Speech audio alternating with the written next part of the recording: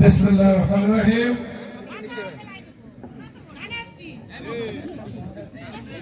আজকে কৃষক সমাবেশের ছোট ভাই সভাপতি উপস্থিত, জেলা বিএনপির অন্যতম নেতা, আমাদের শ্রদ্ধাভাজন বীর মুক্তিযোদ্ধা জননেতা জনাব আক্তার হোসেন, উপস্থিত জেলা বিএনপি এবং তার অঙ্গ সংগঠনের বিভিন্ন পর্যায়ের নেতৃবৃন্দ, ভাই ও বোনেরা, আসসালামু আলাইকুম ওয়া রাহমাতুল্লাহ।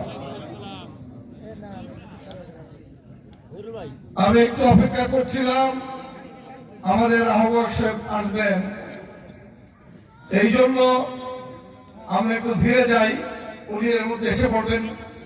আমাদের আবার আগামীকাল একটা প্রোগ্রাম আছে, আপনারা জানেন, আমাদের তারেক রহমান সাহেব ওই প্রোগ্রামে উনি থাকবেন, প্রশিক্ষণ কর্মশালা। সেই জন্য সবাই আসলে আমরা খুব ব্যস্ত, এর মধ্য দিয়েও আমাদের কৃষক সমাবেশে উপস্থিত হতে হবে। কেন? কারণ এই সমাবেশ আমাদের প্রাণ প্রিয় নেতা তারেক রহমানের। এই সমাবেশে ইতিমধ্যে যারা বাধা দিয়েছে তাদেরকে আমরা চিনি এবং জানি, এবং আমি বলতে চাই, বিগত স্বৈরাচারের সময় এরা বিএনপির নাম ধরে, অথচ আমি দালালদের সাথে মিলে সবসময় বিএনপির ক্ষতি করেছে, তারা এখনো বিএনপির ক্ষতি করছে।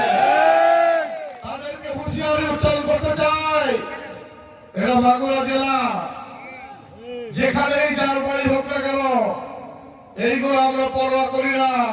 আমরা সবাই জাতীয়তাবাদী দলের সৈনিক।